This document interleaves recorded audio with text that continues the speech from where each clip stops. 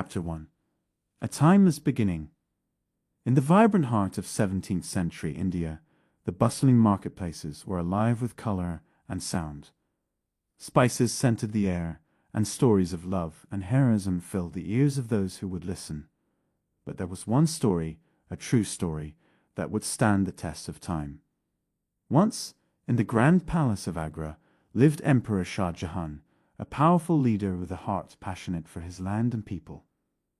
But what many didn't know was that his heart held a love so deep and pure that it would inspire one of the world's greatest wonders. The first time Shah Jahan saw Taj Mahal, it was as if the universe had paused. Their eyes met across a palace garden filled with blooming roses. He, the young prince, was captivated by her grace and beauty. She, a young noblewoman, felt a connection she could not explain. The two spent hours talking, losing track of time as they shared dreams and stories. With every moment they spent together, their bond grew stronger. Their friendship quickly blossomed into love. Many whispered about their electric connection, saying it was a love written in the stars. As days turned into months, and months into years, their bond was unbreakable. They were inseparable. They danced together under moonlit skies and shared secrets in hushed tones by the river's edge. Shah Jahan penned poetic verses for Mumtaz, while she whispered tales of faraway lands. Soon, with the blessings of their families, the two were married in a grand ceremony. The entire kingdom celebrated, for they all could see the undying love the couple shared. Yet, as is the way of many great love stories, this one too had its moments of joy and sorrow. Little did they know that their love would be tested in ways they could never imagine, and that it would leave behind a legacy that the world would remember forever. Amidst the luxurious halls of Agra's palace, there was a buzz of excitement. Shah Jahan, with stars in his eyes, called upon the kingdom's finest architects and craftsmen. He had a dream, a vision of building a monument so grand that it would mirror the depth of his love for Mumtaz. Imagine, he said to the gathered crowd, a structure that touches the sky, shimmering in the sunlight, glowing under the moon, a symbol of our timeless love. Can you see it? Ustad Ahmad Lahori, the most renowned architect of the time, stepped forward, his heart filled with a mix of excitement and nervousness. Your Highness, he began, to mirror such profound love, we will need to create something the world has never seen before. The emperor nodded. Then let's begin. Days turned into nights, and nights into days, as Shah Jahan and Ustad Ahmad Lahori pored over designs and sketches. They envisioned towering minarets, grand domes, intricate carvings, and sparkling gem inlays. Each element was carefully chosen, reflecting stories of the emperor and his beloved queen. Mumtaz, though engrossed with the duties of the empire and her family, found time to visit the design chambers. With a soft smile and a grace that Shah Jahan had fallen in love with, she offered her insights, pointing out the symbolism of certain patterns or suggesting the use of specific precious stones. As the design began to take shape, a model was created. A miniature Taj Mahal stood in the palace courtyard, capturing everyone's imagination. It was said that anyone who looked upon it felt a tug at their heart, sensing the immense love that inspired its creation. The people of the kingdom waited with bated breath, eager to see the real monument rise from the ground. Rumors spread of the grandeur that was to come, and many traveled from distant lands, drawn by tales of the emperor's ambitious project. But as with all great endeavors, challenges awaited. The path to building this heaven on earth was not going to be easy.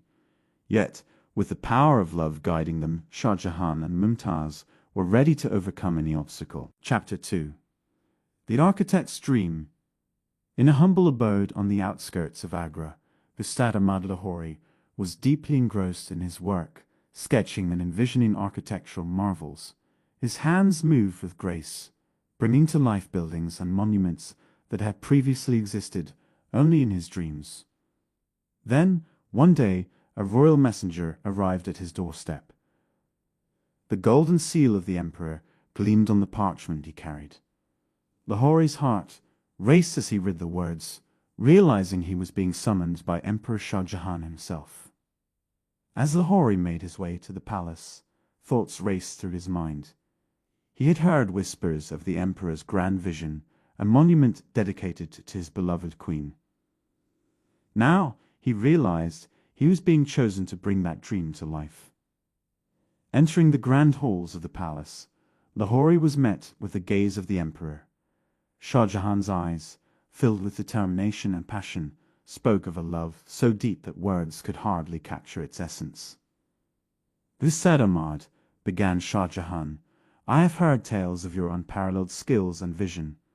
I have a dream, one that needs hands as gifted as yours to be realized." Lahori, deeply humbled, replied, "Your Highness, to be called upon to serve you and to be part of such a grand vision is the highest honor. I am ready." The two men, one an emperor with a heart full of love, and the other an architect with dreams bigger than the skies, embarked on a journey of creation. They would spend countless hours discussing, planning, and revising, each bringing their unique perspective and passion to the table. But while the vision was clear, the path was laden with challenges. The scale of the project, the intricacies required, and the sheer ambition of it all was daunting. Yet Lahori was fueled by the trust and responsibility placed upon him. He would often find solace in his dreams, where visions of the Taj Mahal would dance before his eyes, guiding his hand and spirit. This was not just another project for Lahori, it was a call, a purpose, a destiny that he was ready to embrace with all his heart. Sad Ahmad Lahori's days were a blend of inspiration and challenge. As he stood before the vast expanse of the chosen site, he imagined the Taj Mahal in its full glory, casting a reflection upon the serene waters of the Yamuna River. Every sunrise and sunset, he envisioned how the rays would kiss the white marble, making it glow with a heavenly light. Inside the palace's design chamber, a massive table was filled with sketches, tools, and miniature models. Lahori and Shah Jahan often huddled together, surrounded by a team of dedicated craftsmen and engineers. They explored the art of symmetry, played with shadow and light, and delved deep into the intricacies of Islamic geometric patterns. The beauty was in the details. Lahori wanted every corner, every arch, and every minaret to tell a story. He dreamt of gardens that seemed to stretch into eternity, pathways lined with fragrant flowers, and water channels that whispered tales of love and separation. One evening, as the golden hues of the sunset streamed into the chamber, Shah Jahan held a piece of pristine white marble, its surface reflecting the soft light. "This," he murmured, "is the color of purity, of endless love. The Taj should gleam like a pearl under the moonlight." Lahori nodded in agreement. The choice of using white marble, sourced from the quarries of Makrana, was finalized. But it wasn't just about the exterior.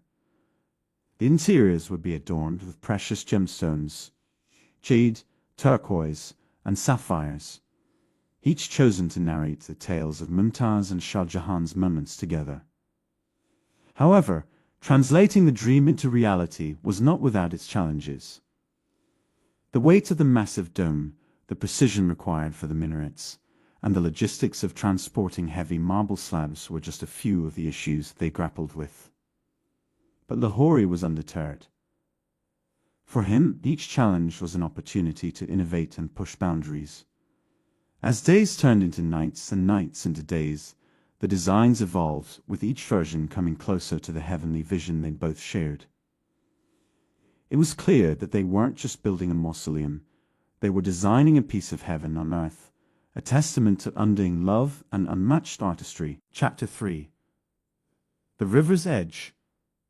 The Taj Mahal was not merely to be a building, it was to be a dreamscape, a realm where love and beauty reigned supreme. Such a creation demanded the perfect location, a setting that would match its majesty and enhance its splendor. Emperor Shah Jahan and Ustad Ahmad Lahori would often ride on horseback, exploring the landscapes around Agra. They ventured through dense forests, crossed open meadows, and climbed gentle hills, seeking a location worthy of their grand vision. One morning, as the two traveled along the banks of the Yamuna River, they found themselves on a raised platform of land. The serene river flowed gently, its waters reflecting the azure sky above. Birds sang from the trees, and the distant horizon promised the beauty of many sunrises and sunsets to come. Lahori, with his architect's eye, immediately saw the potential. "Your Highness," he whispered, "imagine the Taj right here. The reflection in the water, the tranquility of the river, and the vastness of the sky. This place, it's magical." Shah Jahan, closing his eyes, envisioned the white domes and minarets of the Taj Mahal. He saw the reflection of the monument in the river, shimmering under the moonlit sky. A gentle breeze rustled the leaves, making the scene feel even more ethereal. "This is it," Shah Jahan declared with certainty in his voice. "This will be the home of our Taj." News of the chosen location spread throughout the empire. People from near and far traveled to the site, curious about the place that had captured the emperor's heart.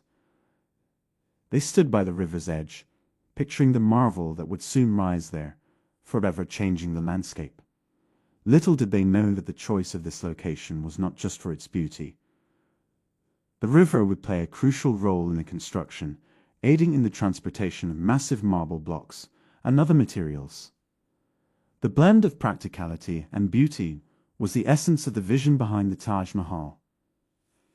And so, on the banks of the Yamuna, the journey of building one of the world's most iconic monuments truly began. The Yamuna River, with its deep history and spiritual significance, flowed like a silken ribbon through the heart of Agra. Its waters had witnessed countless tales of love, valor, and devotion. Now it was to become an integral part of the love story of Shah Jahan and Mumtaz Mahal. As the construction began, the river's role became evident. It wasn't just a backdrop, it was a lifeline. Boats filled with shimmering white marble from the quarries of Makrana floated gracefully on its surface. The river, with its gentle currents, cradled these precious cargoes, ensuring they reached the construction site safely. But the river did more than just aid in logistics. Every morning, as the sun's first rays kissed the waters of the Yamuna, workers and artisans would gather by its edge. They believed that the river's waters had a magic of their own, a power to inspire, heal, and bless. Many would dip their hands into the river, seeking its blessings before beginning their day's work. Shah Jahan, too, found solace by the river. On evenings when the weight of his responsibilities felt overwhelming, he would sit by the Yamuna, reminiscing about the moments he shared with Mumtaz. The gentle lapping of the waters against the shore seemed to whisper tales of their love, bringing him comfort and strength. Lahori, ever the visionary, used the river's reflective quality to enhance the Taj's beauty. He envisioned how the monument's reflection would dance upon the water, creating a mirror image that would dazzle onlookers. By night, under the silvery glow of the moon, this reflection would transform the riverbank into a dreamscape, blurring the lines between reality and fantasy. Stories and songs soon began to emerge, with poets and bards singing praises of the jewel by the Yamuna. They spoke of how the river, with its age-old magic, had embraced the Taj Mahal, turning the monument and its surroundings into a realm of love and wonder. Indeed, the Yamuna River was not just a body of water beside the Taj Mahal. It was its companion, its mirror, and its storyteller, weaving its own magic into the tapestry of the monument's legend. Chapter 4. Precious Stones and Stories. The vision for the Taj Mahal was clear. It wasn't merely to be a structure. It was to be a masterpiece, an epitome of love etched in stone. To realize this vision, the finest materials from across lands and seas were needed. The emperor's decree echoed through the empire. For this monument, only the finest will suffice. Shah Jahan's edict set in motion a grand quest that spanned continents and cultures. The Mughal Empire, with its vast reach and deep coffers, sent emissaries to the far corners of the known world. From the renowned quarries of Makrana, flawless white marble was extracted. This marble, known for its purity and resilience, was destined to form the Taj's exterior, ensuring it stood undiminished by time. But it wasn't just about the marble. The interiors of the Taj were to tell stories, not through words, but through the sparkle and allure of precious gemstones. Shah Jahan envisioned walls inlaid with intricate designs, patterns that would shimmer and dance as light kissed them. Jade from China, turquoise from Tibet, lapis lazuli from Afghanistan, and sapphires from Sri Lanka. Traders and craftsmen brought treasures from lands near and far. Each stone held a story, tales of mountains, deserts, and oceans they had traveled, and the hands through which they had passed. As these materials arrived in Agra, the city buzzed with excitement. Markets and workshops were filled with artisans meticulously examining each gem, marveling at their beauty and contemplating their place in the grand design.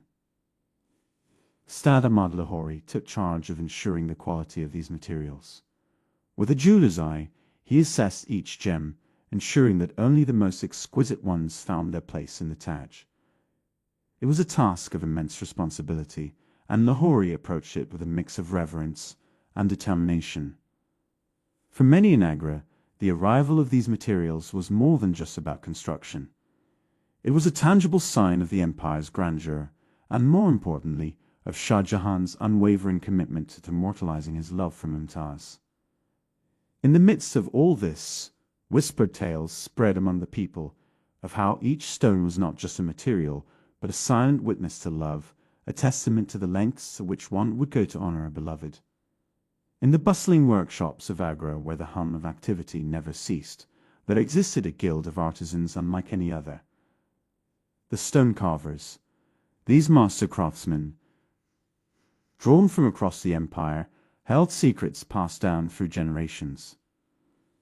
These carvers did not merely shape stones, they breathed life into them.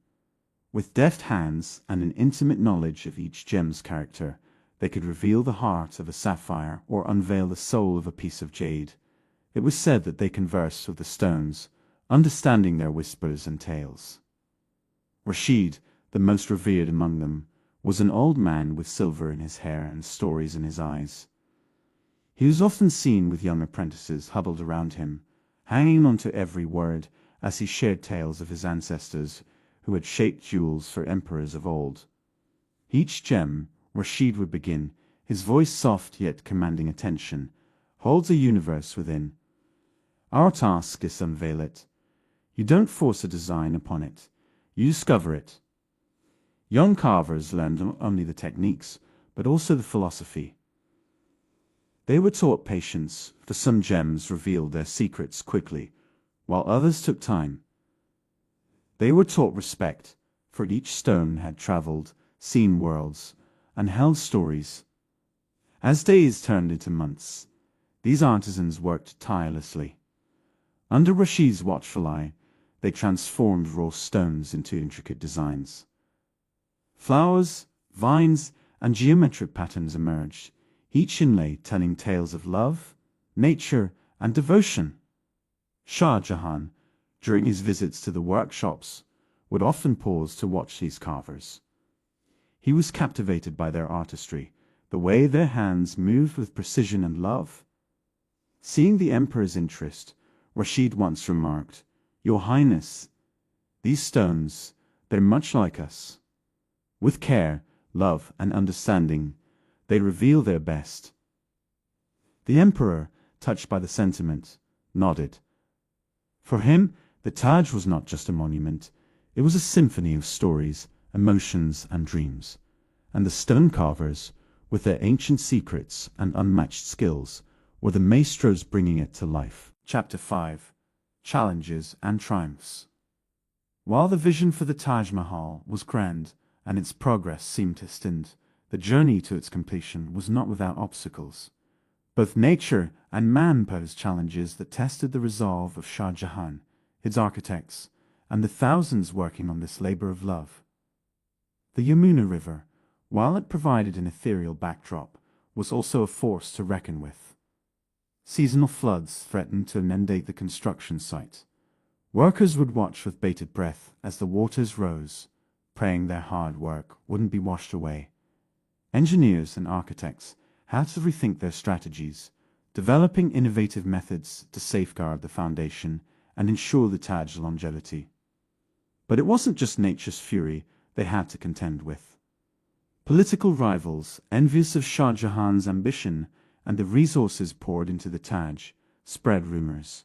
Whispers of the empire's treasury being drained and of more pressing needs being neglected began to circulate among the populace.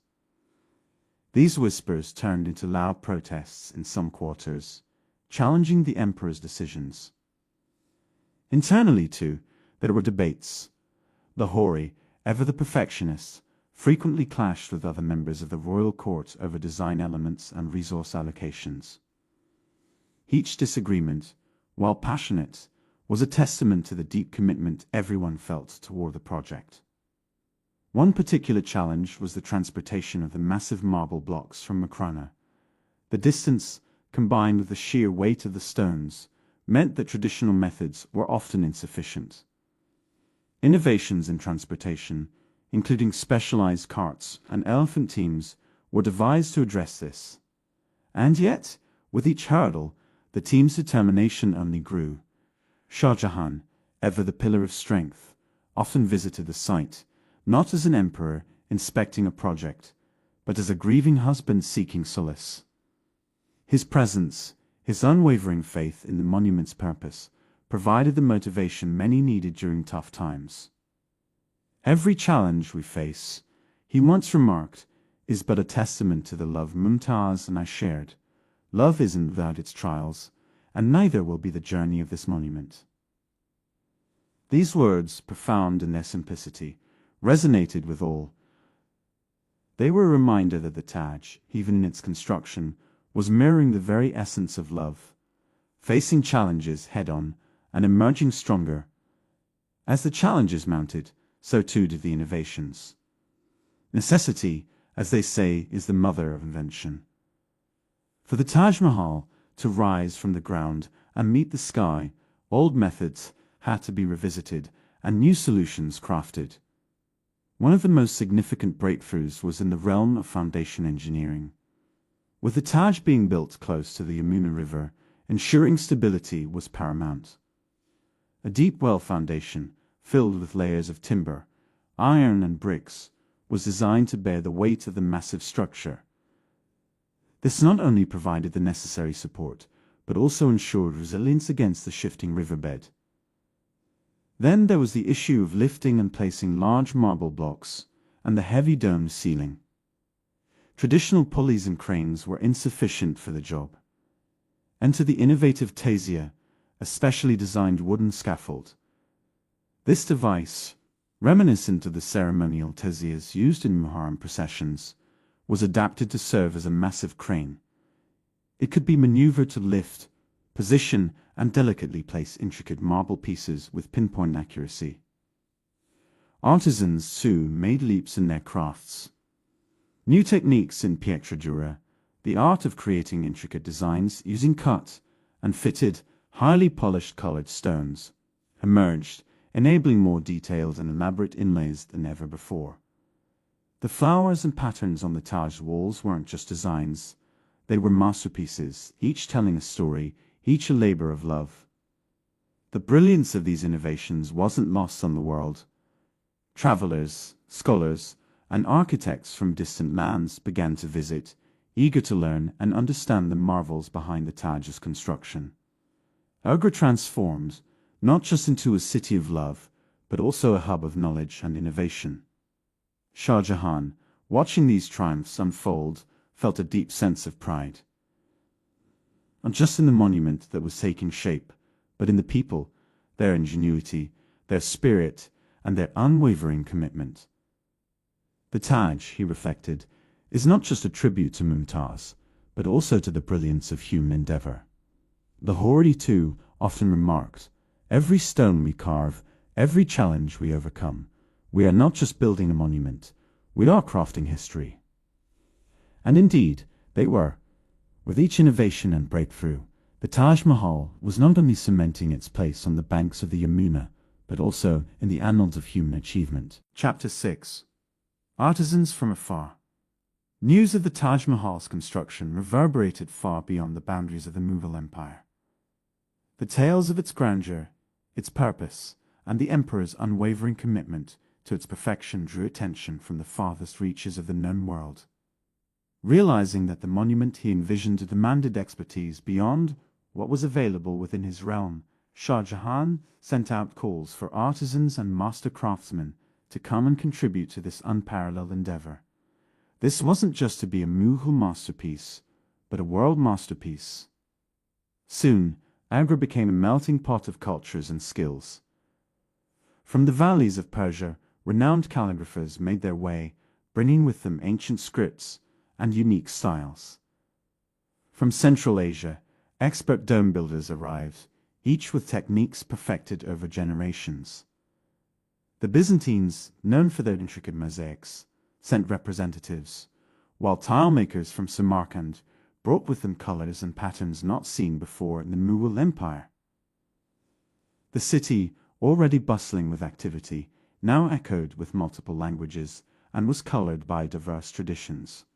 Markets brimmed with exotic materials, foreign foods, and curious onlookers eager to witness the fusion of styles and ideas. In the royal court, a council was set up to integrate these international artisans with local craftsmen. It was a delicate dance of merging techniques, understanding different cultural nuances, and ensuring that the essence of the Taj remained undiluted. Lahori, ever the orchestrator, found himself not just managing designs and materials, but also navigating the rich tapestry of cultures. The Taj, he once mused, isn't just Shah Jahan's dream, it's the world's canvas. Workshops turned into classrooms. Local craftsmen learned from their international counterparts, absorbing skills and sharing their own. A Persian calligrapher might be seen explaining the nuance of a script to an Indian artist, while a dome specialist from Central Asia demonstrated techniques to a group of eager apprentices. And in these exchanges, more than just skills were shared. Stories of distant lands, tales of great empires, and legends of past heroes were exchanged. As the sun set on Agra each day, the silhouettes of workers, both local and foreign, could be seen sharing meals, music, and moments of camaraderie. The Taj, while still under construction, had already achieved something profound. It had brought the world together, united in purpose, artistry, and admiration for love's eternal power. With the influx of artisans from diverse regions, Agra transformed from a Mughal city to an international hub of culture and artistry. The narrow lanes echoed with multilingual chatter, vibrant bazaars showcased crafts from various parts of the world, and the air was rich with the fragrances of diverse cuisines. Fascinating friendships blossomed. Farid, a local marble worker, formed a deep bond with Aziz, a mosaic expert from Byzantium. They would often be seen engrossed in conversation, exchanging notes about their crafts and sharing stories from their homelands. Such friendships became emblematic of the unity that the Taj Mahal inadvertently fostered. Celebrations, too, began to change. Local festivals, once exclusive to Agra, now integrated elements from abroad. The Persian festival of Nowruz found its place alongside Diwali, with locals partaking in the celebrations with as much enthusiasm. Musicians from different cultures collaborated, creating melodies that merged the sitar strains with the haunting notes of the Persian setar. Lahori, witnessing these interactions, decided to foster this cultural exchange further.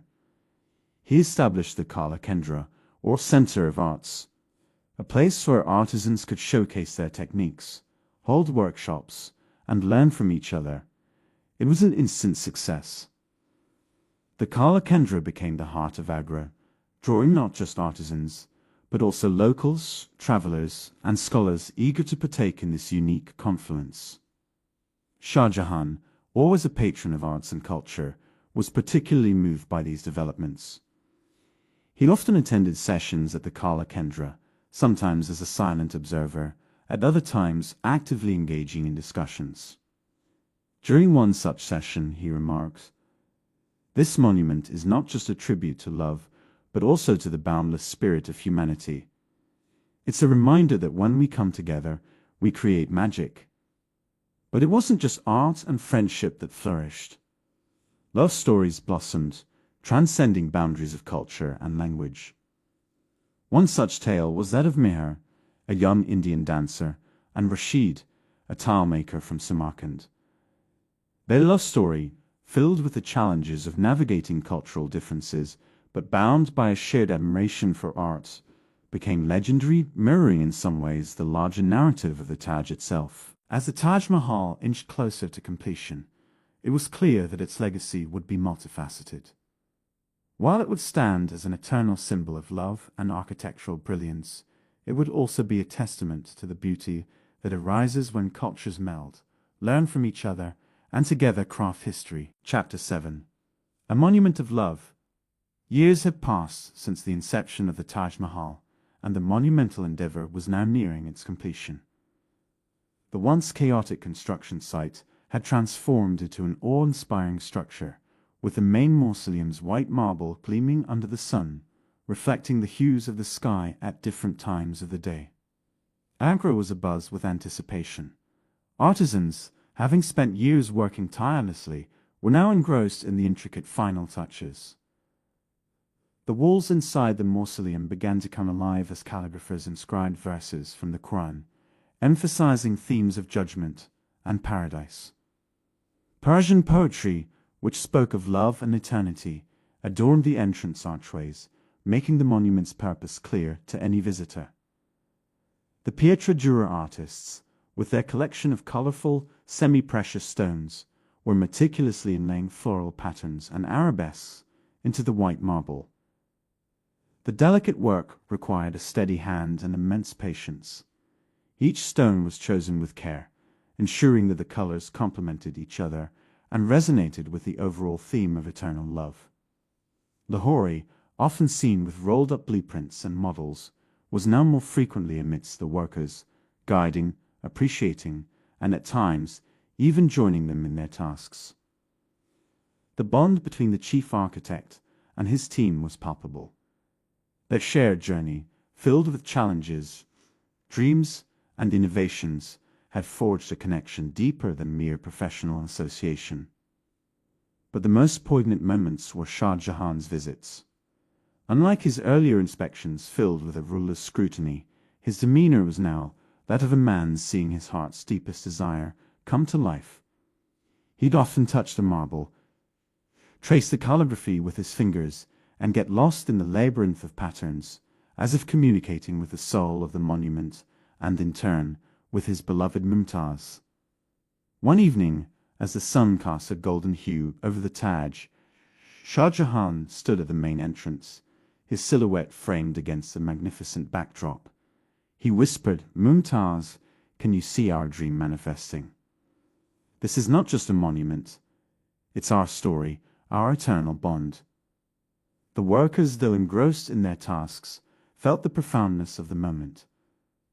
They weren't just constructing a building. They were stitching together a narrative of undying love, a testament that would transcend time. The final touches, while they were about perfecting the aesthetics, were also about infusing the Taj with emotions, ensuring that every visitor felt the love story it embodied and left with a piece of it in their hearts. The day that many had eagerly awaited had finally arrived. Word had spread far and wide. The Taj Mahal, Shah Jahan's magnum opus dedicated to his beloved Mumtaz, was complete. Monarchs, diplomats, scholars, and commoners from distant lands had journeyed to Agra, eager to witness the grand inauguration of a monument that was already being heralded as a wonder of the world. Agra, once a bustling construction site, had transformed into a festival ground. Colorful tents dotted the landscape, minstrels played melodies that drifted on the wind, and markets overflowed with exotic wares and foods. Children ran about with kites that danced in the azure sky, their strings perhaps trying to catch a glimpse of the Taj's majestic dome. Lahori, the mastermind behind the architectural feat, felt a mix of pride and nostalgia. Watching the finished masterpiece, he remembered the countless sketches, sleepless nights, and the resilience of thousands of artisans who had turned a dream into reality. As he looked around, he saw many of those artisans beaming with pride, their eyes glistening with tears of joy and accomplishment. As the sun began its descent, casting a soft golden glow on the Taj's white marble, a procession emerged from the royal palace. Elephants adorned with embroidered cloths, horse-drawn carriages with silken canopies, and guards in shimmering uniforms marched towards the Taj Mahal. At the forefront was Shah Jahan, dressed in a regal robe with a turban that bore the imperial feather. But his grandeur wasn't what caught the eyes of onlookers. It was a profound emotion evident on his face. As he approached the Taj, he seemed to be walking in a trance, every step heavy with memories of Mumtaz. The culmination of the event was a ceremony at the main entrance. Shah Jahan, with a heavy heart but a proud stance, addressed the gathering. "This monument," he began, his voice echoing in the vastness, "is not merely stone and mortar. It's a testament to love, passion, and the eternal promise I made to my beloved Mumtaz. Today, I share this promise with the world. May the Taj stand forever as a beacon of love and hope." With that, the gates of the Taj Mahal were opened to the public. As people entered, many were moved to tears by the sheer beauty and the palpable emotions embedded in every corner. Whispered stories of Shah Jahan and Mumtaz circulated, turning the monument into a living, breathing tale of love. That night, under a canopy of stars, Agra celebrated. Music, dance, and laughter filled the air. The Taj, bathed in moonlight, stood silently, its silhouette a testament to a love story that would be told and retold for generations to come. Chapter 8. Beyond Beauty. While the Taj Mahal's magnificent white dome and slender minarets captured immediate attention, the complex was not just about the mausoleum. As visitors ventured further, they discovered a realm that extended beyond the main structure, encapsulating an equally profound beauty and purpose. The Charbagh, or the Persian-style garden, spread out symmetrically in front of the Taj. It was an earthly representation of the paradise ascribed in Islamic texts. Narrow water channels, representing the rivers of paradise, dissected the garden into 4 equal parts, with fountains intermittently breaking the calm flow of water. The gentle sound of flowing water, the fragrance of blooming flowers, and the fluttering of birds created a serene ambience, allowing visitors to meditate upon life, love, and the transient nature of earthly existence. Lush trees, carefully chosen for their symbolic meanings, dotted the landscape. Fruit-bearing trees symbolized life and abundance, while the cypress trees, with their slender and upright form, symbolized death and the path to the afterlife.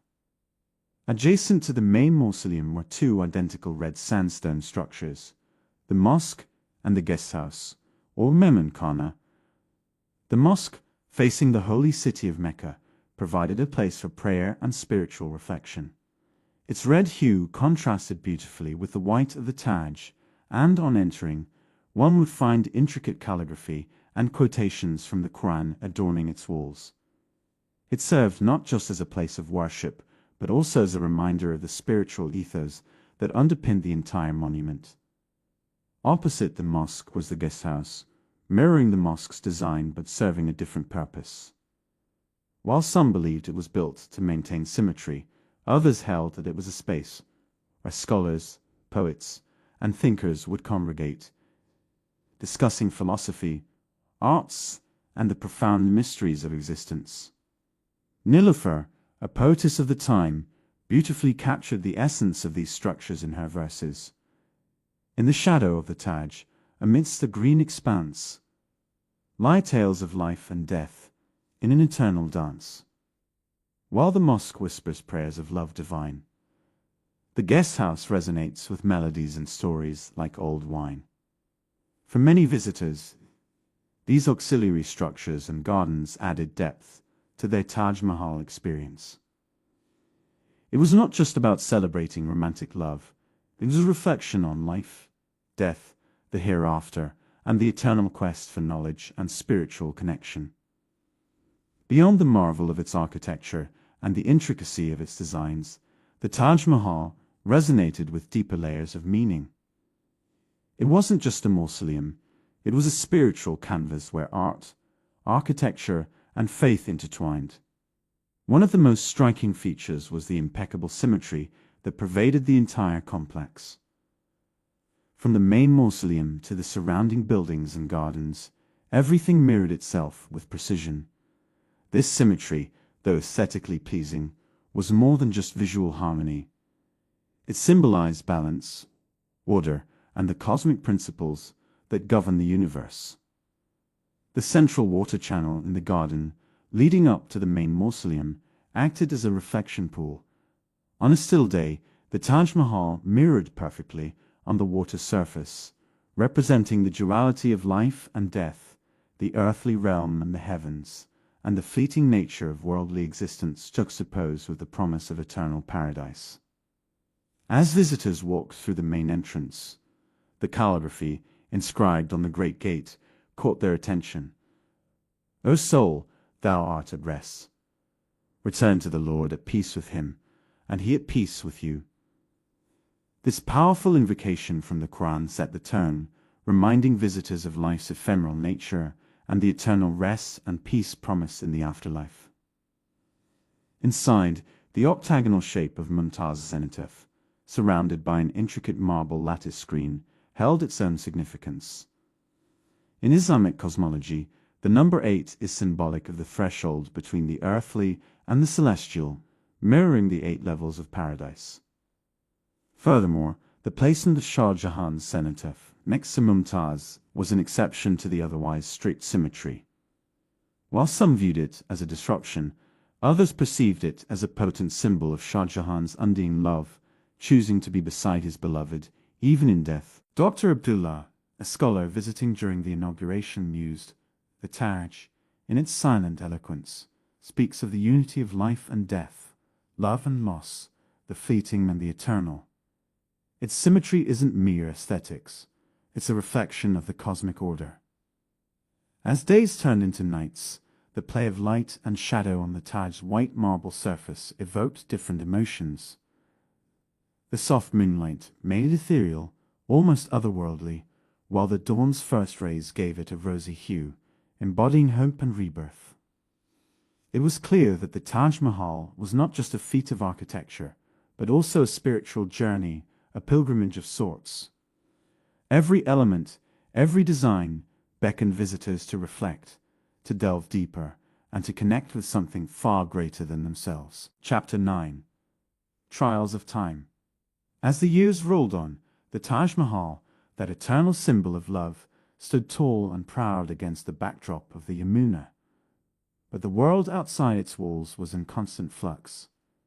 Empires rose and fell, kings and conquerors came and went, and Agra, being a strategic and cultural hub, found itself at the epicenter of many historical upheavals. A few decades after Shah Jahan's reign, the Mughal Empire started showing signs of decline.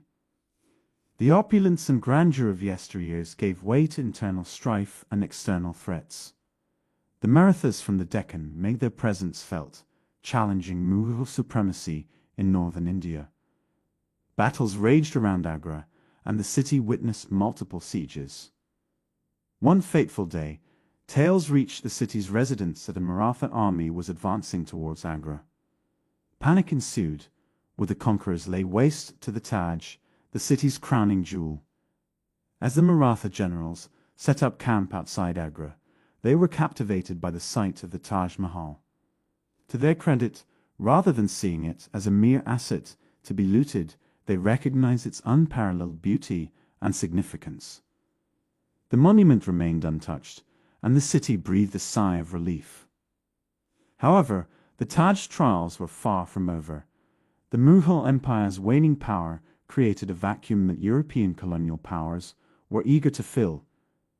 The British, with their burgeoning East India Company, were consolidating their grip over India.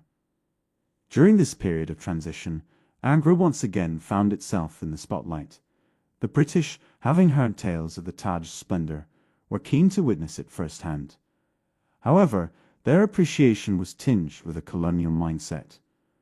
Many British officers took away precious stones and artifacts as souvenirs, stripping the Taj of some of its original treasures. Yet, amidst these trying times, there were saviors. Lord Curzon, the British Viceroy of India in the early 20th century, was smitten by the Taj's beauty. Distressed by the neglect it had suffered over the years, he ordered a massive restoration project. Under his guidance, the gardens were re-landscaped, the monument was cleaned and repaired, and the stolen artifacts were, where possible, returned or replaced. Ahmad, an old resident of Agra, often narrated tales of the Taj bygone era to the city's children.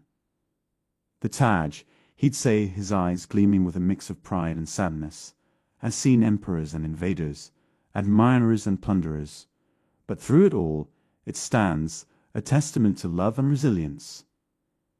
For the Taj Mahal, time was both an adversary and an ally.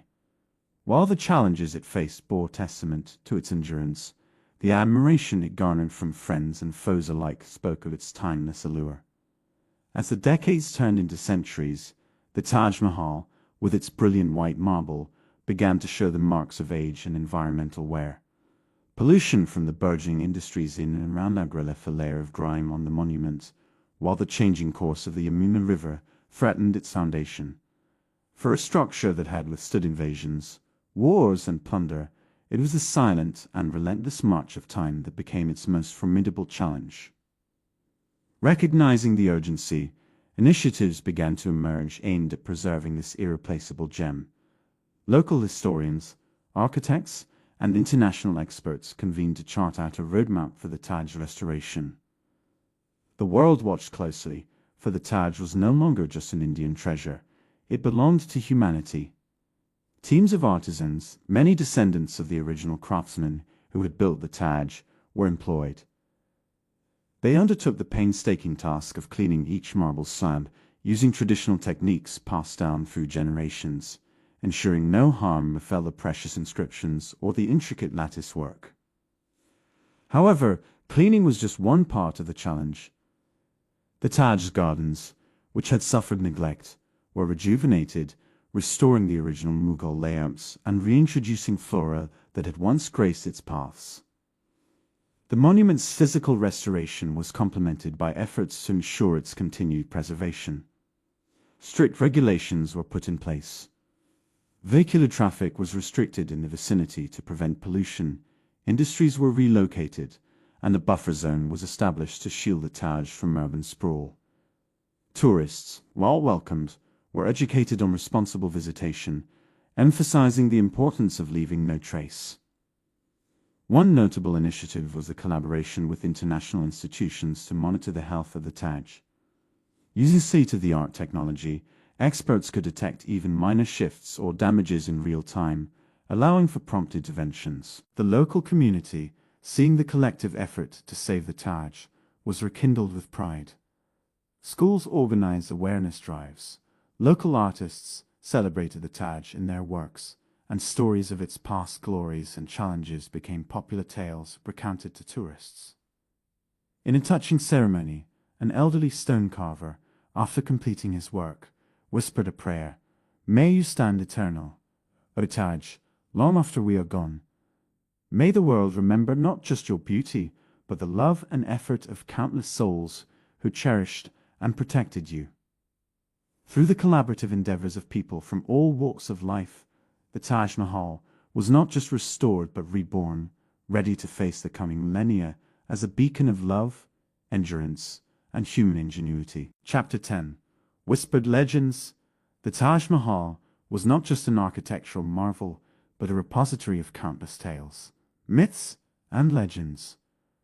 One of the most enchanting among them was the legend of the hidden chambers beneath the monument. As the sun set over the Yamuna, casting a golden hue over the white marble, old storytellers in the streets of Agra would captivate audiences with tales of mystery and intrigue surrounding the Taj. "Have you heard," began Rafiq, an elderly storyteller with deep-set eyes and a voice that echoed the wisdom of ages, "of the secret tunnels and chambers beneath the Taj?" A group of eager listeners, locals and tourists alike, gathered around him, their curiosity piqued.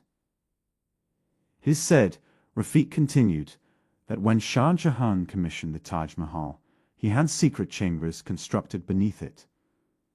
These chambers, concealed from the world, held treasures of unimaginable value, jewels, gold, and ancient manuscripts." Rafiq then narrated the story of a young adventurer named Iqbal, who, years ago, had embarked on a quest to uncover these chambers.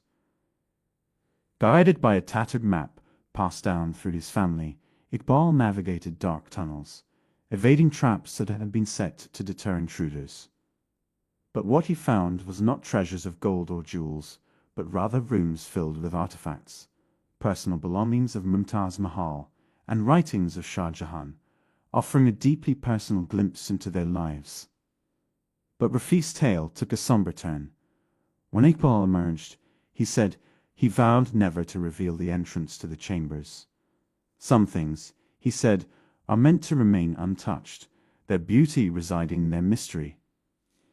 As Rafiq's story concluded, the audience was left in a state of wonder. Was there truth to the tale, or was it a mere legend? Some believed, while others remained skeptical. Over the years, many sought to validate the legend, with explorers and archaeologists expressing interest. Yet the Taj Foundation remained a well-guarded secret, its mysteries protected both by the reverence it commanded and the complexities of its design. For many, the allure of the Taj was not just its visible grandeur, but the whispered tales that floated around it. Whether fact or fiction, these legends added another layer to the monument's rich tapestry, making it all the more enchanting. The tales surrounding the Taj Mahal were not limited to its radiant white walls.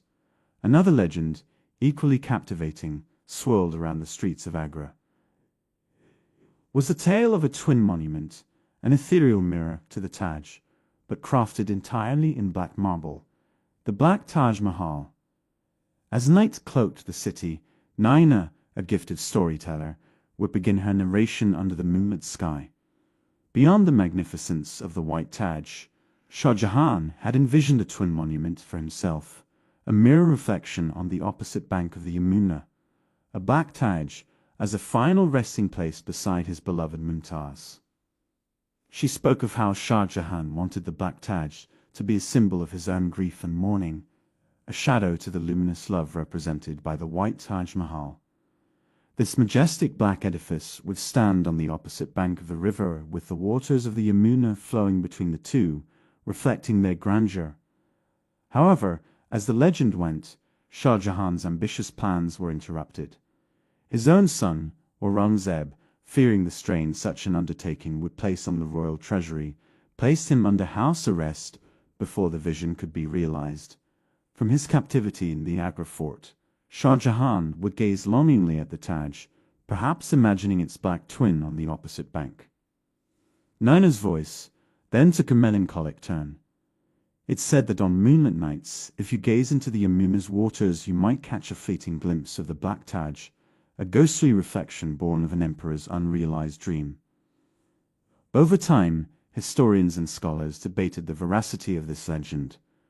While some found references hinting at Shah Jahan's ambitious plans, others believed it was merely a romantic embellishment added over the centuries. A few even suggested that the foundations discovered on the opposite bank were initial preparations for the Black Taj. Regardless of its historical authenticity, the legend of the Black Taj Mahal captured imaginations. It painted a poignant picture of an emperor's boundless love and his tragic inability to immortalize it further. For many, the legend was more than a story. It was a testament to the very essence of love, evoking the dualities of joy and sorrow, light and shadow, fulfillment and yearning. Chapter 11. A Place in the World. As dawn broke, casting the Taj Mahal in a soft golden hue, the world awoke to its splendor, not just as a physical monument, but as an eternal muse that had left an indelible mark on the global tapestry of literature and art. Ananya, a literature professor and art enthusiast, organized an exhibition in Agra, showcasing the many facets of the Taj as represented in creative expressions over centuries. It was titled The Taj, Through the Eyes of the Beholder. The first section of her exhibition was dedicated to poetry. Famous verses from poets like Rabindranath Tagore, who famously described the Taj as a teardrop on the cheek of time, were prominently displayed. Alongside were poems from writers across the world, each capturing the Taj in their unique linguistic rhythm and cultural context. The verses ranged from awestruck admiration to deep philosophical musings on love and mortality. Next, Ananya led her audience to the art section. Grand paintings from Mughal miniatures to contemporary canvases adorned the walls. There were depictions of the Taj under a starry night, during vibrant sunsets, or amidst the bustling life of Agra. One striking piece showed the Taj reflection in the Yamuna, with children playing by the riverbank, blending the majestic with the mundane. The exhibition also showcased sculptures, installations, and digital art. One interactive piece allowed visitors to recreate the Taj using virtual bricks, emphasizing the architectural genius behind its construction. As visitors moved through the exhibition, they encountered excerpts from novels, plays, and travelogues, each narrating encounters with the Taj. From tales of lovers meeting in its shadow to historical accounts of kings and conquerors being moved by its beauty, the narratives painted a rich, multifaceted portrait of the monument. During a panel discussion, Ananya remarked, "The Taj is not just stone and mortar. It's a living entity that has breathed through pages of books, rippled across canvases, and danced in verses. It's a testament to how art and literature can immortalize what is already timeless." As the day ended, visitors left with a deepened appreciation. The Taj was not just an architectural marvel in Agra, it was a global cultural icon, continuously reborn in the hearts and hands of artists and writers worldwide. The afternoon sun bathed the Taj Mahal in a warm glow, its white marble shimmering in the sunlight.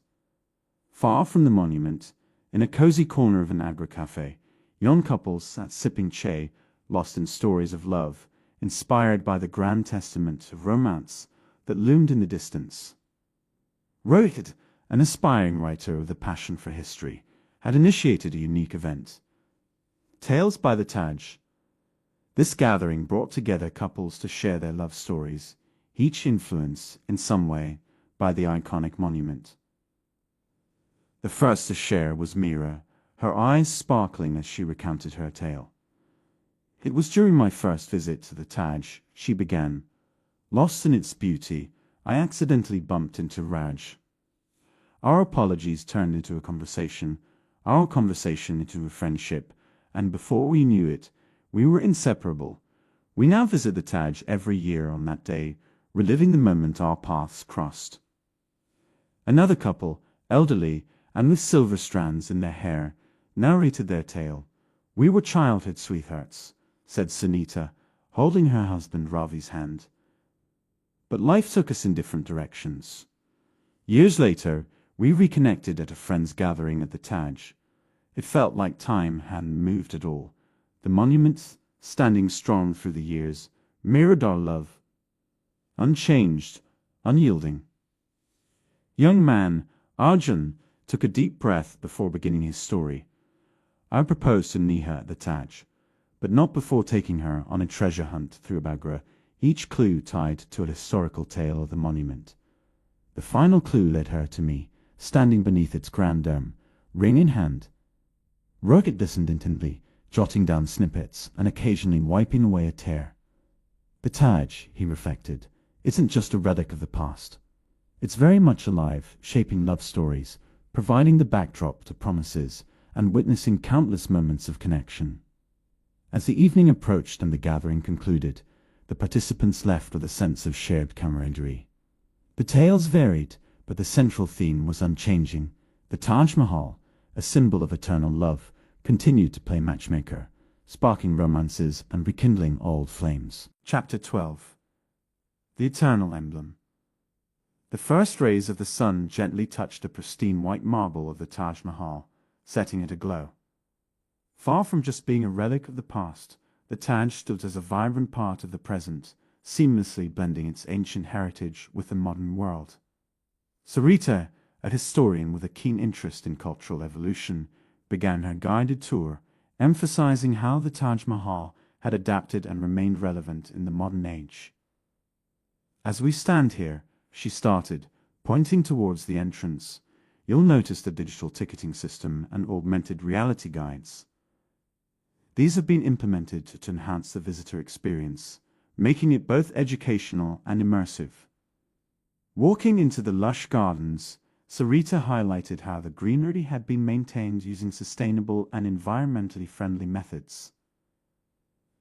The flora here is maintained with organic gardening techniques, ensuring the grounds remain as enchanting as they were during Shah Jahan's time, but without the modern-day environmental footprint.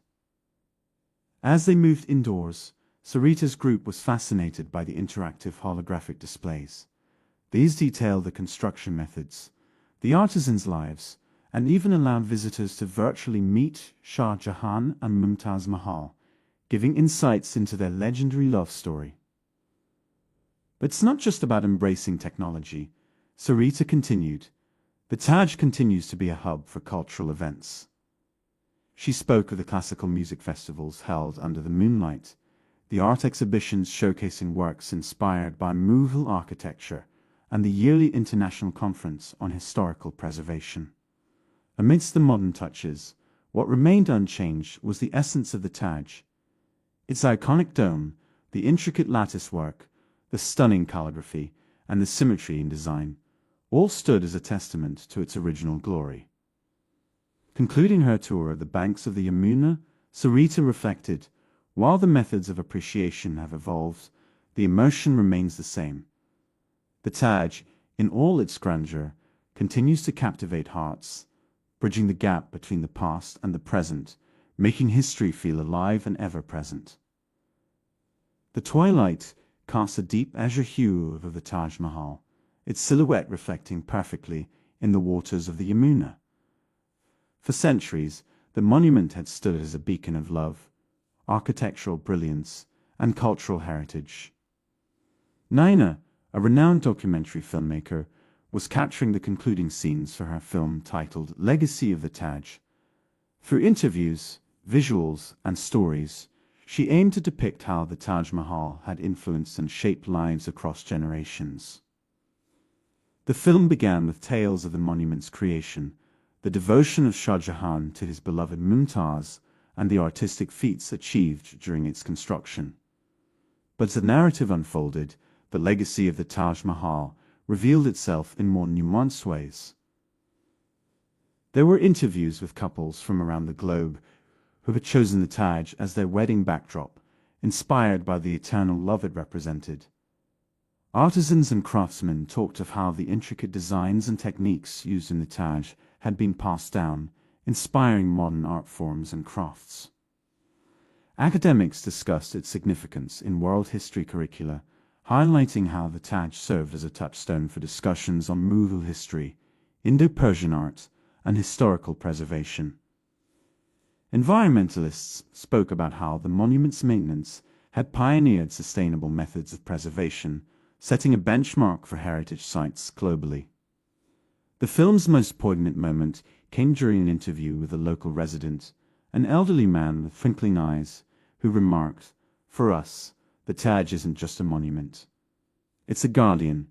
It has seen empires rise and fall, calamities come and go, and yet it stands, reminding us that beauty and love endure." Naina's documentary concluded with panoramic shots of the Taj Mahal, transitioning from dawn to dusk, showcasing its timeless beauty. The voiceover, gentle and evocative, said, In its white marble and flawless design, in the stories it has witnessed and the ones it continues to inspire, the Taj legacy is etched. It's a legacy of love, of human achievement, and of the endless dance between the past and the present.